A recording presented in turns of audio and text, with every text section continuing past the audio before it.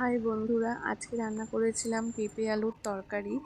তো পেঁপে আলুর তরকারিটা কিন্তু খুবই সিম্পলভাবেই রান্না করেছিলাম।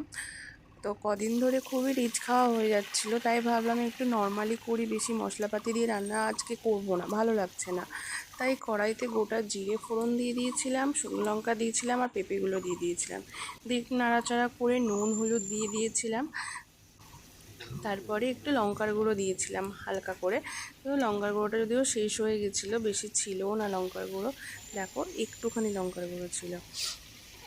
তো যাই হোক, এই রান্নাটা তোমরা আবার কেউ ভেবো না যে এরকম করছি মানে খারাপ হয়েছে খেতে, একদমই না, খেতে কিন্তু ভালোই হয়, তোমরা অবশ্যই ট্রাই করো।